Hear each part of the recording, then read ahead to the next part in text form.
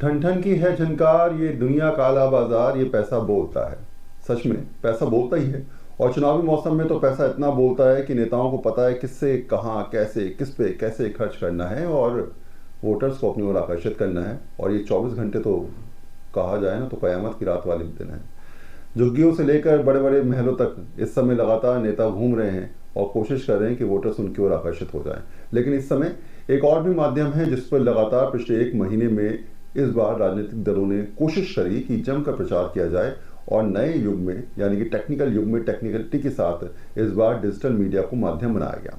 इतना पैसा दिया गया, इतना पैसा फूका गया कि आप और मैं कल्पना भी नहीं कर सकते। मेरे साथ में दो सहयोगी, अनुष्का नामदेव और साथ में राहुल यदुवंशी। चर्चा का विषय सिर्फ इतना, 21 करोड़ रुपए एक महीने में राजनीतिक दलों ने खर्च कर दिए ये बताने के लिए कि आप हमको वोट दीजिए। अगर वो काम जमीन पर होता तो शायद इतना पैसा खर्च करने की जरूरत नहीं पड़ती। अनुष्का, यानी कि आप कहना चाहते हैं कि डिजिटल रणनीति ने किसने किसको मात दी, यानी कि YouTube, Facebook, Instagram पे किस पार्टी ने कितने करोड़ फूके। बिल्कुल। मुझे तो लगता है आम आदमी पार्टी ने ज्यादा फूके होंगे। आम आदमी पार्टी ने करीब 2 करोड़ 72 लाख रुपए खर्च किए हैं बेटा, और जो गूगल की रिपोर्ट है। और करीब 8 करोड़ रुपए जो है वो कांग्रेस ने खर्च करे। बीजेपी ने भी बाकी अच्छी खर्च करा है पैसा। बाकी छोटे छोटे राजनीतिक दलों, बीएसपी ने, समाजवादी पार्टी ने, या जो जो चुनाव लड़ रहे हैं जहाँ जहाँ से, उन्होंने भी छोटा छोटा पैसा जो है खर्च करने की कोशिश करी प्रचार माध्यम में। कुछ हिस्सा थे दिल्ली के चुनाव का, कुछ नहीं थे, लेकिन अपनी मौजूदगी दिखाने के लिए भी लोगों ने पैसा यहाँ पर खर्च किया। अब सवाल उठता है कि आखिर डिजिटल क्यों? मुझे लगता है कि जिस तरह से दौर बदल रहा है ऐसे हमें पारंपरिक तरीकों को बदलना चाहिए। और ये बात शायद युवा वर्ग बहुत अच्छी तरीके से समझता है। आप 2014 का चुनाव याद करिए, जब नरेंद्र मोदी ने चुनाव प्रचार के लिए डिजिटल कंटेंट जो बनाते हैं उनको हायर किया था और एक बड़े पैमाने पर प्रचार किया जा रहा था। जबकि बाकी अगर चुनावी दल अगर देखें तो वो पारंपरिक तरीके से प्रचार कर रहे थे, वो सैटेलाइट पर प्रचार कर रहे थे, वो रेडियो पर प्रचार कर रहे थे, वो पम्पलेट्स के जरिए प्रचार कर रहे थे और इसके अलावा न्यूज़पेपर के जरिए प्रचार कर रहे थे। लेकिन वो एक नई स्ट्रैटेजी के तहत, शायद यही वजह है कि डिजिटल इंडिया का जो नारा है वो बहुत तेजी से आगे बढ़ रहा है। दूसरी बात, इस बार और जो नई चीज देखने को मिली, सबसे पहला इंटरव्यू अरविंद केजरीवाल किसको देते हैं? इन्फ्लुएंसर्स को, है ना। पीएम मोदी बुलाते हैं, मिलते हैं इन्फ्लुएंसर्स के साथ, कहते हैं आप बड़ा अच्छा काम करते हैं, इंटरव्यू अच्छा लेते हैं। इस प्रकार की बातें सोचना कि पीएम मोदी खुद इन्फ्लुएंसर्स से कह रहे, जानते सोशल मीडिया किसी के 1 मिलियन, किसी 10 मिलियन, किसी 15 मिलियन फॉलोअर्स वाले लोगों से आप इंटरेक्ट करेंगे और वो आपको इंटरव्यू लेंगे तो उनको पता है कि रीच कहाँ तक जाएगी। शायद यही वजह है कि सोशल मीडिया पर इस बार सबसे ज्यादा फोकस किया गया, इंटरव्यूज के माध्यम से और प्रचार के माध्यम से। दूसरा रीजन ये है कि अब लोग टीवी देखना ज्यादा पसंद नहीं कर रहे हैं, सबके हाथ में सबको फोन चाहिए। अब रील्स का जमाना आ गया है, तो अब तो मैं तो एक ही बात बोलूंगी कि अब तो बुजुर्ग भी अपनी रील्स बना रहे हैं। आपने देखा होगा सोशल मीडिया पे आजकल बूढ़े लोगों की रील्स भी काफी वायरल हो रही है। तो बच्चे, बूढ़े, हर कोई अब सिर्फ इंस्टाग्राम यूज कर रहे हैं। और ऑफ कोर्स ये बात है, डिजिटली ड्रास्टिकली चेंजिंग वर्ल्ड में जिस तरीके से डिजिटल जो इम्पैक्ट दे रहा है, तो हर कोई उसी पर निर्भर हो रहा है। अच्छा, एक चीज और भी है इसमें, इन्फ्लुएंसर्स बड़ा बड़ा खेल कर रहे हैं। उनको पता है पैसा कहाँ से आएगा, किधर से आएगा, कौन देगा, कौन नहीं देगा। इंटरव्यू करेंगे तो हम क्या करेंगे, फ्री का तो कुछ होता नहीं है। And the most important reason is podcast, और हर कोई अपना पॉडकास्ट खोल रहा है। बिल्कुल। और ये देखिए ना, अभी इन्फ्लुएंसर्स के लिए जो अवार्ड्स बनाए गए, वो अवार्ड्स ने कहीं ना कहीं एक नई कैटेगरी तैयार कर दी नए इन्फ्लुएंसर्स को लाने के लिए।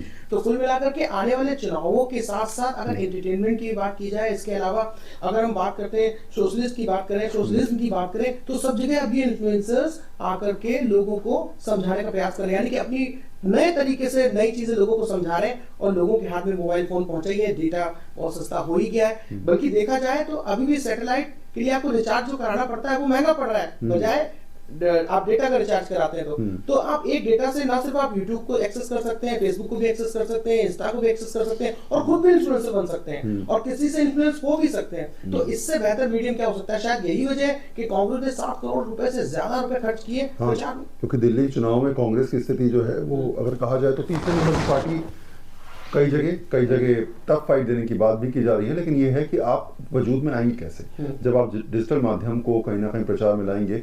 मैंने बार बार कहा, इस बार देखा भी, जो हम लोग अभी बात भी करें इन्फ्लुएंसर्स मींस वो लोग जिनके फॉलोअर्स हैं, जो कहीं ना कहीं लोगों से जुड़ रहे हैं, जो बात बोलते हैं तो लोग उनको सुनते हैं, उनके मिलियंस ऑफ फॉलोअर्स आ रहे हैं। इंस्टाग्राम इस बार बहुत जबरदस्त तरीके से यूज किया गया है। मुझे लगता है कि शायद इंस्टाग्राम ऐसा था जिसने यूट्यूब और फेसबुक को ही मात दी थी। लोगों ने 58 सेकंड की रील्स बनाई और उसके बाद इंस्टाग्राम पे खूब वायरल करी नेताओं ने। टिकटॉक बंद हुआ, हाँ। टिकटॉक जब बैन हुआ इंडिया में, उसके बाद इंस्टाग्राम पे ट्रेंड आया। और ये वजह थी कि नेताओं को भी पता था कि हमें एक छोटी बात बोलनी है, बहुत लिमिटेड कंटेंट बोलना है, छोटी सी बात बोलो, 58 सेकंड 1 मिनट की वो बात हो और तुरंत वायरल करते जाए। और अब आती है टीम मैनेजमेंट। आप यकीन मानिए इस बार हर नेताओं के साथ एक अच्छी टीम थी जिन्होंने उनके फेसबुक, यूट्यूब, डिजिटल माध्यम जितने होते हैं उनको मैनेज किया।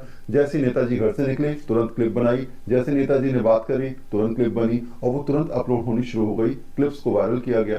तो मुझे लगता है कि ये चुनाव आने वाले समय के तमाम चुनावों को इसलिए बदल देगा क्योंकि शायद हो सकता है कि लोकसभा चुनाव में देखिए और भी पैसा खर्च होता है, लेकिन इस बार खुले तौर पर इन्फ्लुएंसर्स को यूज किया गया दिल्ली के चुनाव में। चाहे वो कोई भी राजनीतिक दल हो, वो जानता था कि कैसे इन्फ्लुएंसर्स के जरिए हम वोट हासिल कर सकते हैं और कैसे प्रचार को बढ़ा सकते हैं। वरुण, तो क्या यही वजह है कि अक्सर हमें चर्चाओं में ये सुनने को मिल रहा है कि पहले किसी पार्टी की विचारधारा के समर्थक होते थे लेकिन उसके बाद वो वोटर कैटेगरी से थोड़े अलग होते थे।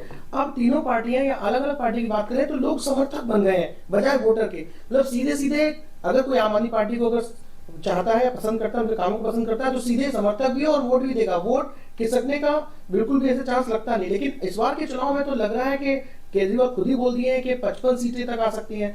2/3 बहुमत की बात कर रहे हैं, अमित शाह का बात कर रहे हैं और इसके बाद अगर अजय माकन की बात करें तो वो भी सरकार बनाने की बात देखिए, तो करते हर राजनीतिक दल अपनी बात करता है कि हम सरकार में आ रहे हैं, सब कुछ बढ़िया चल रहा है, हमारा प्रचार अभियान ये था। अब वो तो वोटिंग के दिन और वोट जब काउंटिंग होती तब तय होता है। लेकिन हाँ, ये जरूर है कि दावे सब करते हैं, लेकिन क्योंकि हम इस बात पे इस समय समझने की कोशिश कर रहे हैं कि आखिर 21 करोड़ रुपए खर्च कहाँ हुए एक महीने में। ये तमाम राजनीतिक दल 21 करोड़ रुपए खर्च कर देते हैं, वो कैसे कर देते हैं? अब इसका पैटर्न समझिए। कोई बड़ा इंटरव्यू जो इन्फ्लुएंसर्स करते हैं, चीजें करते हैं, उसमें कई बार वो पेड भी होता होगा। अगर वो पेड नहीं होता तो उसमें कुछ ना कुछ खर्चा करना पड़ता है। आप डिजिटल माध्यम में कहीं भी जाते हैं तो उस इंटरव्यू के साथ उस इंटरव्यू को प्रचार कैसे करेंगे? मान लीजिए किसी ने इंटरव्यू कर लिया तो आप उसको पेड के जरिए आप कहीं ना कहीं उसको फैलाएंगे, उसको बढ़ाएंगे, तो पेड प्रमोशंस भी आपको करना पड़ेगा। तो ये तमाम ऐसे माध्यम थे जिसमें अपनी रील्स को वायरल करना, अपनी बात को पहुंचाने की सोच जो है वो कहीं नहीं दिखती नजर आई। एक और बात समझिए जो दर्शक हमारे जरूर समझना चाहेंगे कि आखिर इस बार के चुनावों में जो बात आई, कल अरविंद केजरीवाल ने कहा कि झुग्गियों में शराब बांटी जा रही है, झुग्गियों में 5-5 हजार रुपए दिए जा रहे हैं, कहा जा रहा है कंप्लेंट भी दर्ज हुई है, अभी सुबह 4 बजे दर्ज हुई है। ये पैसा जो आता है वो सब कैश मनी होता है। हर राजनीतिक दल जो है वो कहीं ना कहीं कैश इंतजाम करता है या करने की कोशिश करता है। ऐसे दावे किए जाते हैं या ऐसी बातें कही जाती हैं एक दूसरे पे आरोप लगाने की या एक करने की। आपको याद होगा अभी अनिल चौधरी ने जो कहा रविंद्र सिंह नेगी जो फटफड़गढ़ से जो चुनाव लड़ रहे हैं बीजेपी के, उनके बारे में आरोप लगाया कि 1-1 किलो चिकन बांट रहे हैं और वो पैकेट्स जो हैं वो दिखा रहे थे कि देखिए 1 किलो का पैकेट जो है वो यहाँ पर बट रहा है। ये आरोप है। तो ये चुनावी मौसम में चीजें होती रहेंगी।